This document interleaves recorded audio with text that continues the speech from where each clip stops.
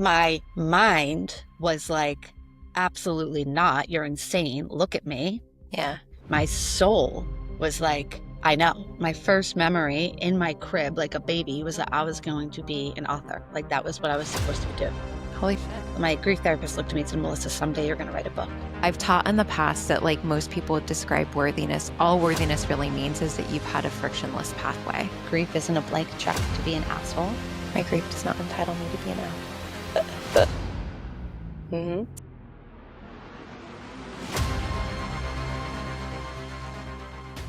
Everyone, welcome back to the More Alive podcast. I have my sweet friend Melissa here who just wrote a beautiful book called Scar Tissue, How to Find Relief from the Pain of Your Emotional Wounds Without Toxic Positivity. So that's what we're going to be talking about today. If that sounds like a breath of fresh air and something that you need, stay tuned in.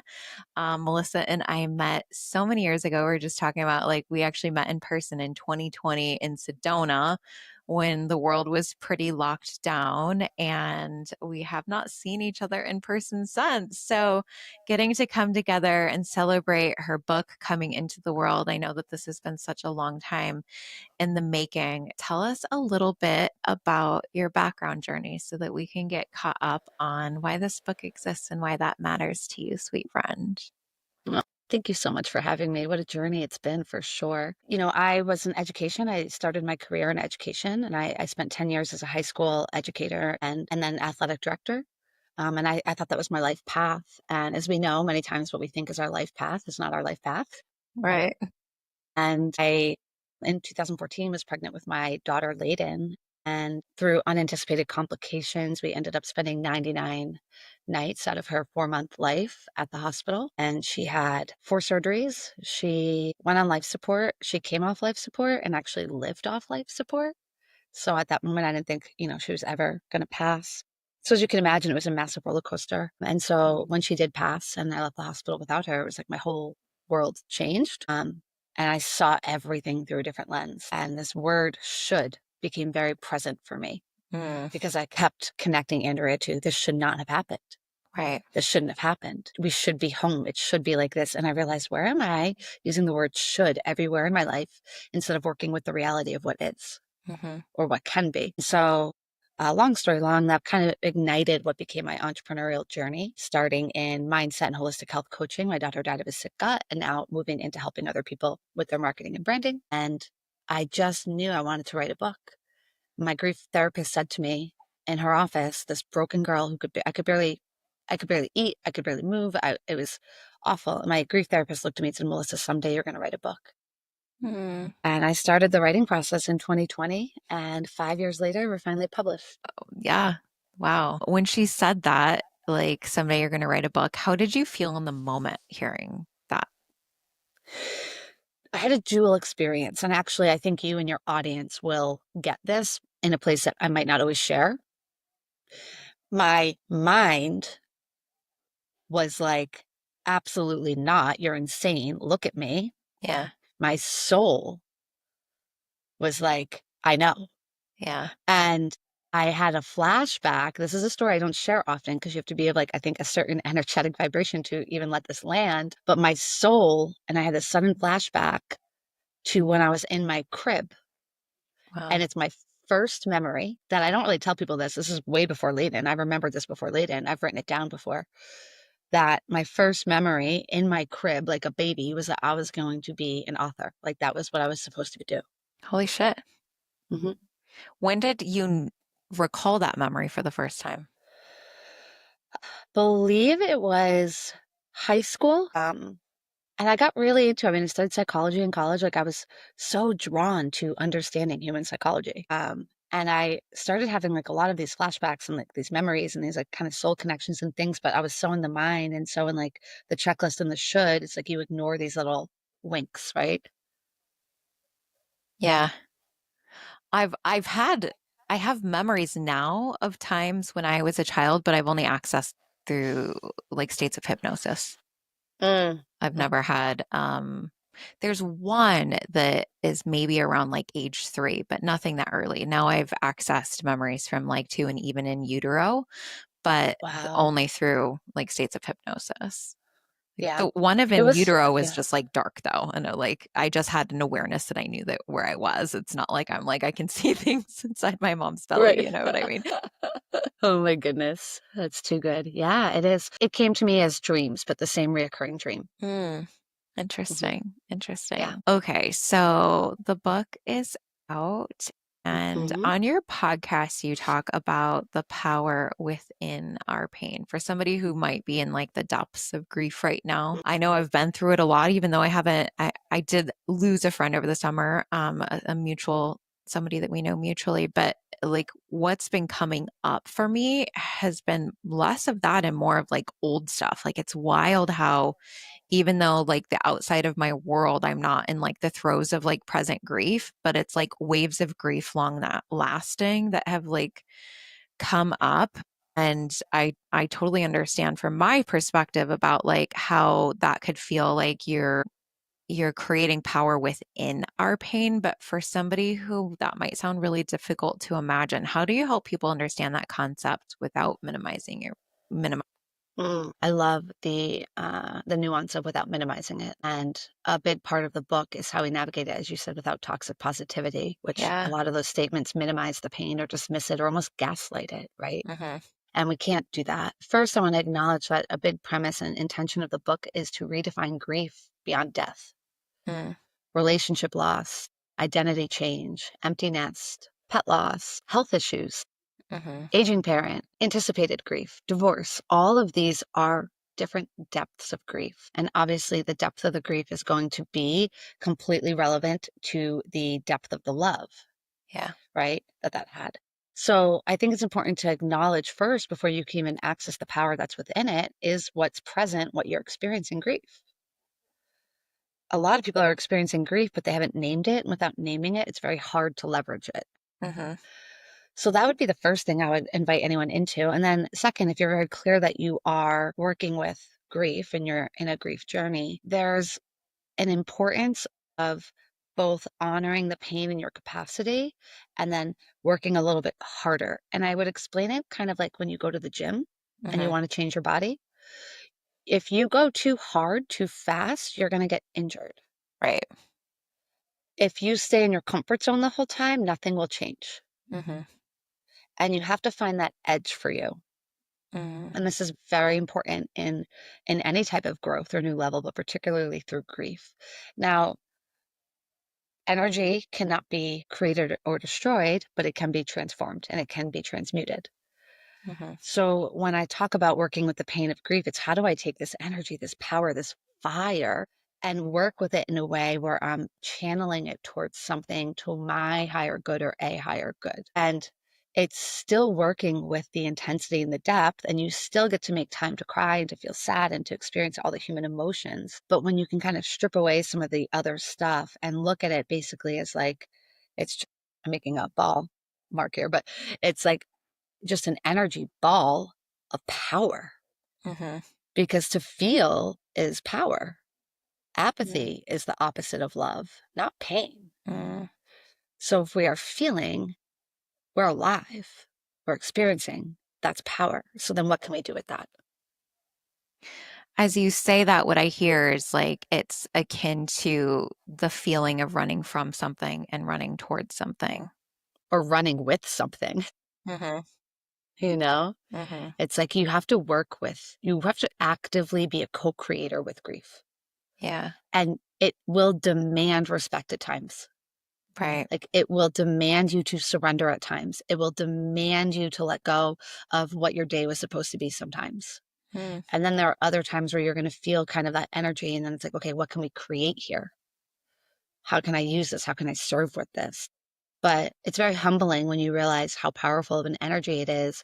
And instead of trying to resist it, stuff it, numb it, avoid it, gaslight it, when you can work with it, it like kind of becomes like your little companion. How do you feel like grief has made you better at what you do or how you exist, even in personal relationships? I'm thinking more professionally because I know you definitely Mhm. have leveraged that power in your business and have a really fucking beautiful, phenomenal business. So how did that Thank you. grief make you better? it's funny, I was just talking about this the other day and I was saying it's a weird thing to talk about. I'm better because of this, because you get this guilt of, well, I Yeah. don't want anyone to think I would have chosen this, right? Right. Or that I'm happy for this. And so the way that I chose to look at it was, well, am I honoring my daughter Leyden's loss and fight if I don't get better, right? And Right. what I went through. And then secondly, if plan A couldn't go, plan A is not an option, right? Then how do I create the most beautiful plan B? And I think that that's something a lot of people can relate to when their plan A doesn't go. And it's like, well, do we throw in the towel or do we just go be like, all right, how do I create like just an absolutely beautiful plan B? So the ways in which I think it impacted me the most was in my business, and particularly, I had a moment where I was walking outside of Boston Children's Hospital where we were, and my daughter had passed, and I didn't know what to do. I would like Uber there and walk around because it was like where I felt connected to her. It was really sad. And like this light came down, and I remember being like, I feel like I'm in a movie. And there was this voice that said, Melissa, you're walking around like you are entitled to a healthy child. Oh, say You're more. worthy of one. Yeah, you're worthy of one. You can grieve not having one and you can heal. But you get to remember you're not entitled to anything in this world. Mm. Ooh. And it was like, yeah, Oh, dang. I just want to let that seep. You are not entitled to anything. but you're worthy. Yeah. Mm. I know. I get emotional. Like my whole Wow. body is singing. Wow. We could stop there. We won't. That'll change someone. Wow. Okay. Yeah, I suspect, like, take us back a little bit to the shoulds, because sure. I imagine at this time, probably some of the things that, like, one of the major things that you would have needed to resolve was that it shouldn't have happened. Like, how did you do that? Was this a part of that healing journey for you? No, a little bit different. I think my faith and my spirituality helped me in letting go of needing to be right, that it shouldn't be that way, and to Yeah. trust in what I couldn't see. There was a period of time I wondered if I was being punished and I was looking to beat myself up and Mm-hmm. so many different things. But I genuinely just made an intentional decision to eliminate the word should from my vocabulary Well, because I realized it wasn't serving me anywhere. Like, oh, I should go to dinner with everyone tonight. And I made myself replace that word everywhere. wow. So it would either be, I'm not going to dinner or I'm choosing to go to dinner. Mm-hmm. But when we use the word should, like I should go to dinner, it's like we're not in an empowered state of choice and we're giving our power away. And so I became really fascinated by looking at how language and power interconnect. And I'll give you one other quick example of that, but I just literally I made a list of words. I'd have to look, but they're probably all in the book, but a list of words that I eliminated during my grief journey. And should was like the primary one. I should work out. I hear that all the time. Yeah. Well, I'm going to work out or I'm not going to work out. Mm-hmm. Right. And it's just one or the other, but the should puts us in this like disempowered limbo, guilt, comparison Oh. state. Mm-hmm. And just by making that switch. And so now imagine doing that about my daughter's life. It was freedom. It was freedom. I can feel the difference just hearing you say it. Like every time you say the should and like the guilt and the shame around it, like my whole being just feels like this ickiness inside of me. But like Mhm. either I've decided I will or I've decided I won't, just feels very matter of fact, and there's really nothing to argue there. Right. Like, Right. Or even someone for working out push back ones. Well, what if I'm doing it because I feel like I should, but I really don't want to? Well, it's like I'm choosing to work out because it aligns with my goals. mm-hmm, That's it. mm-hmm. You don't just say like, I'm super excited. That's toxic Sure. positivity, right? Right. It's just like, no, just be in a neutral state of what is. Sure. We make choices to do things all the time that we don't necessarily want to do, but we're going to do them anyway, for sure. Correct. Yeah. Okay. You said something a little earlier about like, I don't want someone to think that I would have chosen this. And Mhm. then what came to me as you were saying that is there's probably a lot of people who are feeling like in order for me to turn that pain into power, that means that I have to move on, or like that I'm saying this connection isn't important to me. What do you say to the people who are like, I need my grief because my grief means connection, and in Yes. order to stay close to that loved one, like I have to be in the state of almost like frozenness. Mhm. I can say that I understand and I was there. I remember the first time I really truly laughed, feeling guilty. Oh no, you can't laugh. That means you're overlaid and it means you don't love her as much. Yeah. And there's a term, and I explore this in my book, but it's called linking objects. And so, for example, when Leyden died, I was sleeping with her blanket. I was sleeping with her stuffed animals. I kept her car seat in the back seat of my car for almost a year. Wow. And these were all what you'd call linking objects, which are things that make you feel physically closer to a person or connected to a person. Hmm. It's the same thing emotionally when we don't want to leave our grief because the grief actually creates connection. Right. But I will tell you that those are surface level ways of connecting. Hmm. And for me, over time, I don't need any of her things. And I actually feel more connected to her than I ever was.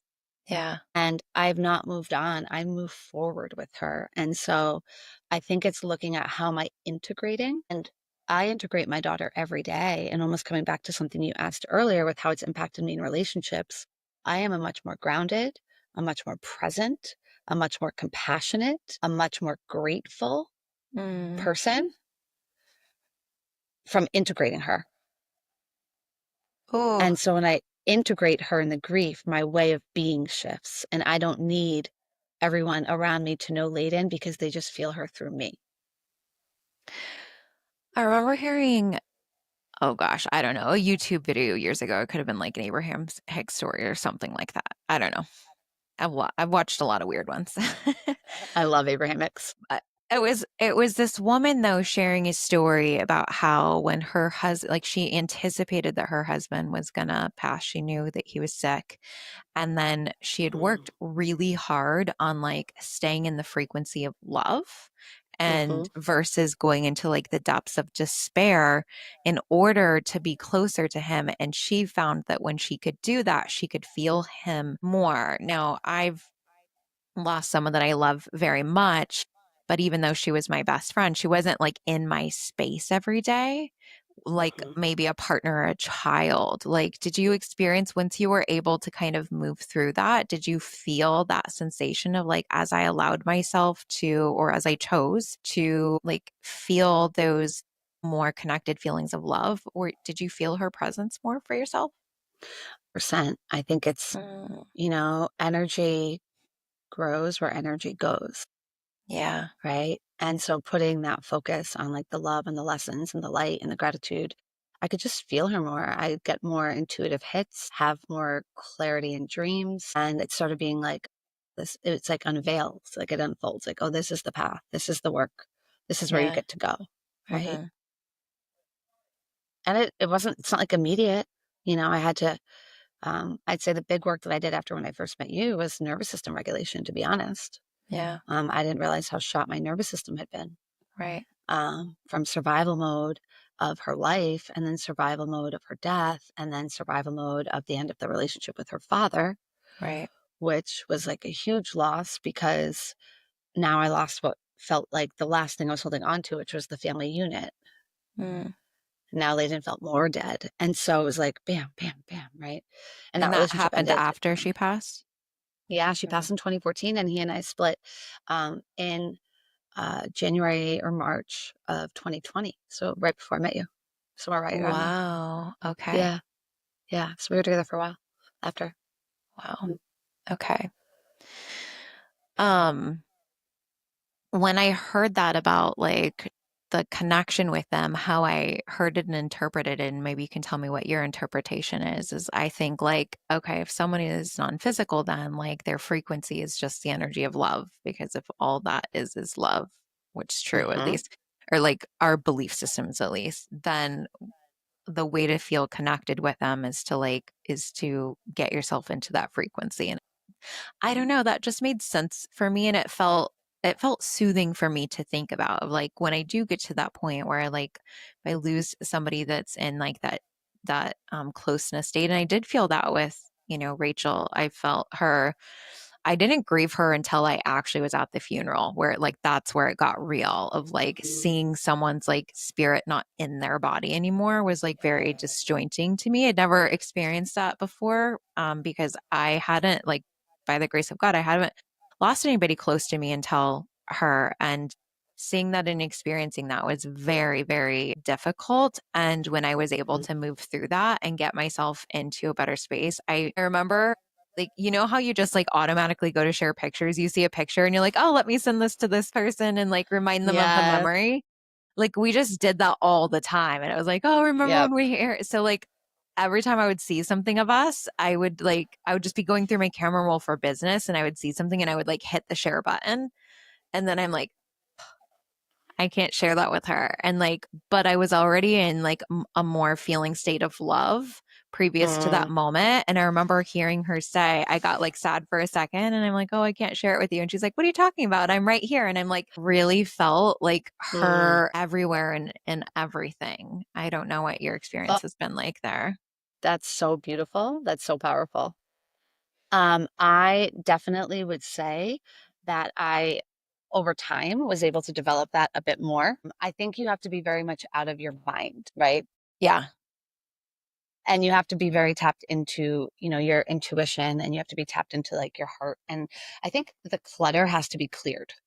That would be Mm, the best way I can put it. yeah. Like the clutter has to be cleared. And so, or a lot of people might say, I'm not experiencing that, or I never have. It might just be that there has to be clutter that is cleared. Yeah. You've shared that Leyden showed you that no matter what state she was in, all she wanted was to give and feel love. How do you feel like Yeah. that lesson from just a baby has reshaped how you approach your life or relationships or work? Mhm. Yeah, it's so interesting that you asked that, 'cause I just had a conversation this morning with someone, and I could feel my wounds or past stories or human emotion wanting to lead. And I've really learned the power of pause. And I just asked myself, how does love show up in this moment? Yeah. How does detachment, which I think is love, right? Detachment, not forcing, how does just genuine curiosity and love show up in this moment in this conversation? And when I led from that place, like the whole conversation shifted. Mm-hmm. Mm, I think even in business, I'll just add to that. And this was personal relationship, but in business, people say sales is weird. I think it's only weird if you make it weird. And if you're rooted in love and integrity, and does this serve a human or not? And if it doesn't, you're honest. And if it does, you're honest and you're detached, but you're willing to like stand for their greatness and their stretch and their discomfort. You're willing to stand with them in that, because it shouldn't feel comfortable, you know, hmm uh, when you're doing that. But anyways, I think that when you're really rooted in integrity, sales is actually a very loving, Yeah. energetic exchange. Percent. Oh my God, I've had some of the most beautiful exchanges and like so many of them through sales completely. And that's what I'm like. I'm here for that. That's the only kind of sales that I want to be making. I teach this concept called the spine of the queen. And essentially, what that means is like the queen doesn't care about getting what she wants. She cares about divine order, but she can't even know what divine order is unless she's in her heart. So, Mm, and in order to get in her heart, she typically has to pause and she has to move whatever is coming up, because any of yep. those like ache or frustration or irritation or fear or any of that, like she's not in her queen, she's in her princess energy, which is essentially Mhm. like inner child coming up of like, I don't Yep. feel safe, you know. But when you get into that, like the spine of the queen, she's here for divine order. She accesses her heart. And when she's in her heart, she takes all beings into consideration, whether she knows it or not. And from Mhm. that space, it is wild how things automatically go better. I teach, I'm like, if you want to be the most met woman you know, if you want to be the most respected woman you know, surrendered woman you know, like it comes from that space and no other. Mhm. I love that that was like just coming up from you this morning. Like Yeah. it truly can just take a pause.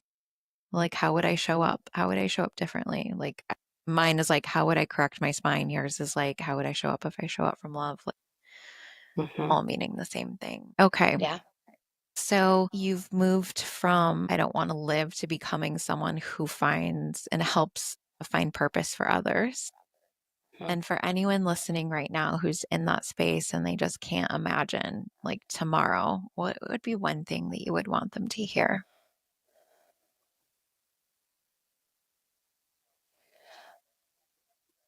I think if you don't trust anything, because if you're in that state, you don't trust anything, Mm-hmm. the one thing that you might be able to trust and hold on to is the impermanence of everything, Yeah. meaning how you feel right now is not permanent and it will pass and not pass in a way where we're rushing it or dismissing it, but it just is not permanent. Mm-hmm. And if you can hang on through that, and maybe that's the one thing you hold on to right now, trust that this will not be a permanent state, you'll start to find a little shift. And one other strategy that I teach is called reach higher. Mm-hmm. And I have a chart. And if you look at Dr. Joe Dispenza's work, he's got the vibrations and what is it? Joy is like the very highest. And I think lust or something is like the very lowest, right? But there's grief and shame are going to be pretty low. And what I tell people is you're not going to go from shame to joy. Right. And that's where toxic positivity comes in. Just think Right. positive. Right. Everything happens for a reason. Like, no, not helpful, right? Right. Fuck Or you. yeah, she wouldn't want you to be sad. And I'm like, so now you're telling me like what my daughter would want. And then second of all, now I feel guilty for feeling sad, Right. and I am sad. So now I'm guilty and Yeah. sad. So the concept I teach is just reach higher. Mm-hmm. So if we were to look at like an energetic vibration chart, something that might be higher than grief, maybe could be, maybe sadness. It's a little bit less intense. Maybe we reach for gratitude, right? Maybe we reach for trust. Maybe we reach for patience, but you're not going to get up to like joy from there. So just reach a little bit higher. Yeah. I find that even anger is actually a better space to be in for a little bit It is. than grief, It right? is. Yep. At least anger is giving you some energy to work with, even though it's like running a marathon off a Snickers bar. You really only want to be able to go short distances with it if you're going Right. to leverage it purposefully. So rage room. Ah, Totally. 100%. yeah. Yeah. Like punch pillows. There's axe throwing rooms now. There's Yeah. places where that actually can go and smash plates, like Oh, designed to I move want to do that. rage, right? No, I think it's really important to, and particularly women, we're so uncomfortable with rage, but you can make any emotion sacred if you choose to. Yeah. Yeah. I don't always know how I feel about the word sacred because, and Mm, I think like everyone gets to, it depends on how it means for you.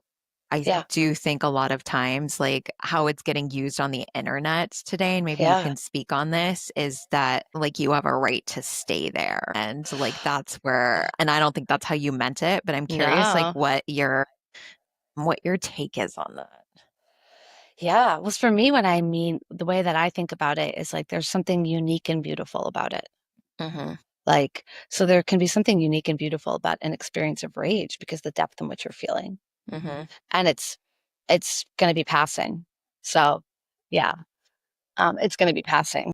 I Okay. remember after my divorce, I found these glasses and I just remembered like holding them during some of like the worst moments of my marriage. And I took this just brown paper bag, I double bagged it, and I literally just launched the glasses into the brown paper bag so that they couldn't like burst out. And it was everything. That is what I would call like a sacred rage moment of like get it Yeah. out and then repurpose it and do something better with it. But sometimes Yeah, it does need that 100%. first. Yeah, beautiful. Yeah. And so to answer your question, like when I think of sacred, it's not like an entitlement. You know how I feel about entitlement or like a right Yeah, to stay somewhere. I don't believe in like right. I think entitlement is so low vibration.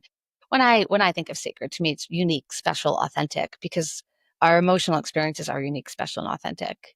They're Mm, just ours. And so if we can see like, yeah, anger, I literally want to rage. It's uncomfortable. I don't know how I feel about it, but it's also kind of unique. It's mine. you know? Yeah. And so that's more what I mean. I haven't seen necessarily what you are referencing on the internet around like the right to be somewhere or right of like a state. But if it is alluded or attached to any sense of entitlement, you know how I feel about that. So that's such a good distinction. And I think that that's really helpful because where I've seen it a lot is like in masculine and feminine conversations around polarity of like a woman is all of this and like a man should like hold her energy and be contained. And there was a moment, I remember just like a single moment in my relationship, my new love, where I felt this sense of entitlement to be angry because I'd wanted to be held in it. And Hmm.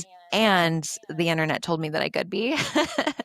And that actually really fell flat in my relationship and created some tense frustrations to work through where I was just like, can't somebody finally just like hold me in this like anger? But it was coming very much from an entitled place, not like I'm choosing to transmute this and not make it someone else's problem. I think that that's the distinction I needed to hear, Yeah. and I think will be beautiful for the audience is like, is where is it coming from? Is it rooted in entitlement? Because how I thought it in the moment was like, this is sacred, but it was not. Yes. Oh, yeah, no. Yeah, I think you can see that a lot around different things where we can put a label like that. It's like how we can weaponize spirituality and Yeah. spirituality terms. Some people put a label on that as if it almost creates stagnancy. It can create avoidance. Hmm. I had a conversation with someone this morning who joined a mastermind, not one that I run, but joined a mastermind. And yesterday was talking about how much she loved it. And then today was, it doesn't feel good in my body. It's not the right energy. I'm going to quit. And it's only been 3 days. Hmm. And so my like coaching and encouragement was if you want new results and something new, it's going to come with doing things that you haven't done, which is going to come with some resistance in your body. Hmm. Right. And so just kind of to what you're saying, I think sometimes we've gone way too far because I'm all about listening and intuition and pausing. But there's also a place where that can tip to the other side where we're avoiding and we're just keeping cushy. Yeah. Yeah. Is this the truth of my heart? It goes back to what you said earlier of like pausing, Mhm. moving that sensation first, and then because it is in the body, but it's only in the heart. And Right. sometimes it's like our gut is like, ew, only because we've got something else stored there and we're misinterpreting. Wow. Right. Great coaching. Great coaching. Is there anything else that you would love us to know about this beautiful book? Well, I think first, just I'm grateful to be able to share. And thank you for having me on. This is my mission. This is my purpose. I feel like I was channeling when I wrote it. But what I would say is that I think it's very important to understand that grief is beyond death and that the hardest lesson that I learned, which went hand in hand with the entitlement and worthiness, because I think a lot of us think like we lack worthiness, but we have levels of entitlement. And so I had to flip that. Like I Mhm. was outsourcing my worthiness everywhere. Yeah. Right? And then so I'm outsourcing my worthiness, and then I had this subliminal entitlements, like, I didn't mean to. No one's walking around being like, "I'm entitled to this." Right. But sometimes we'll just have conversations, and you're like, "Oh, wow, is that entitlement?" Like, even, for example, I would notice I'd be driving in Boston, and there'd be traffic, and I would get annoyed, and I would think, "Melissa, you chose to live in a city with some of the worst roads that is very populated. Do you think you're entitled to no there not being traffic? You chose this." Right? Wow. So all of these ways, the word that I will tell anyone listening is when you actually learn the things I teach in the book, it is freedom.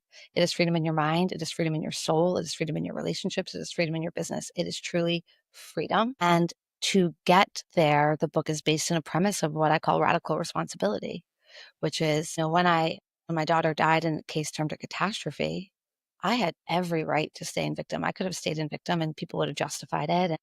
One of Mhm. the chapters is called Grief Isn't a Blank Check to Be an Asshole. Because I had to realize, like, I didn't get a blank check to be an asshole. I had to be like, who was going to heal me but me? Yeah. And I wanted anyone else to heal me. Yeah. And when I had to pay for grief counseling, I was like, what the heck? So my point is that whether or not you're navigating something, grief in different forms is the most universal experience we have. I believe more so than love, because I don't think everyone experiences love beyond what we're born with, you know, Mhm. but we all experience grief, everyone. Mhm. And so if you can equip yourself to navigate it with grace and through an empowered state and be like the co-creator with grief, I think you can find the power that lies within our greatest pain. Mm. Wow. My grief does not entitle me to be an asshole. Hmm. So beautiful. I keep coming back to the word entitlement. I think that there's just like something so special here. I've taught in the past that, like, most people describe worthiness, all worthiness really means is that you've had a frictionless pathway.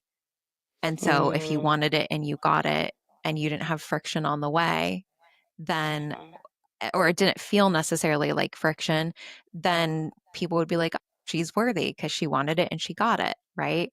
And you Hmm. just added such a critical component of, like, when you don't get it, the entitlement piece comes Hmm. up, and the entitlement is the friction. The entitlement is the friction.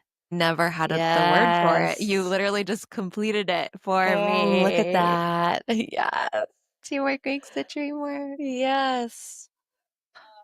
Yes. So I think all the time, I think about, like, okay, who were we before language? If we didn't have the word worthiness to create this much suffering for us, Yeah. what would we know to be true? Which was, I see something I want and I go get it. And if I don't have access to it, I just build access. So really, like, wanting something is just, do I have access? And if not, can I build it? And it doesn't have anything to do with worthiness at all. It's just that the friction or the entitlement, thinking I Hmm. should have had it already, is what we're describing as not it. 100%. That's so beautiful. Wow, Yeah. beautiful. Where do people come find you to spend more time with your exceptionally elite soul? I love hanging out on Instagram, Melissa Dugalecki. And really, if you just put in Melissa, DLU, I'll pop right up. I'll spare you the rest of the name. My website is also speakingofmelissa.com, where Mhm. you can find my book. You can find my Instagram. If you can't spell my last name, you can find anything at speakingofmelissa.com. Beautiful. Okay, we'll link everything. So no spelling necessary. Thank you. But if you're listening in the car and you want to, like, go Google, obviously you guys can also go to Amazon and you can download or get a copy of Scar Tissue. And I suspect that it's the same if you type, actually, that's exactly what I did. Type Scar Tissue, Melissa D, and it came right up. Perfect. Perfect. Thank you so much for being here and sharing your daughter's beautiful journey with the world. Mm. Obviously, that's not something that you had to do and you chose to do anyway. And so thank you for who you are and for how you share and for how you serve. Thank you so much for having me. Thank you for holding the space for these stories to get out there and hearts to be touched. I appreciate it. My absolute pleasure. You guys, if you heard this episode and you know someone that needs to hear it, because I know you know at least one, two, or three, please hit that share button. Also, please leave a comment and a review and all of the things. But most importantly, we all know that sharing is caring. And we know that this is one of those episodes that needs to have the most absolute reach. And I do believe it's a divine responsibility that as soon as we have that person come to mind, you may have already thought of one, that we just hit that share button, send it over. But more than that, what's really critical, because the most precious resource is the resource of time. Tell someone why you thought of them for this episode, because I think the greater chance of them actually pausing and saying, you know what, out of everything that I could spend my time on today, let me spend my time on this. Their lives will be changed because of you just taking 7 extra seconds and telling that person why you thought of them. So, this is just one of those episodes where you put a few extra seconds, it really can deeply impact someone's life. So thank you. I know you guys are the type of people who are just the overachievers of the world, who are willing to just go that extra mile for the people you love. So thank you for doing that. And also, last request, please send Melissa a message on Instagram and tell her what part of this episode impact today. Melissa didn't have to show up. She didn't have to share this. Obviously, we want to share her book, but more importantly, she wants that book to be in your hands in order to do something powerful and positive and wonderful for you in your life. So just send her a thank you message, because 5 years it took this book to come to be. That's not nothing. That is a sincere state of devotion to the people that she's intended to reach. So go ahead and just take another 7 seconds out of your day and send her a quick, just a little voice memo on Instagram, and let her know how it impacted you, and just send a little thank you. We love you guys. We appreciate you. And we will see you on the next episode.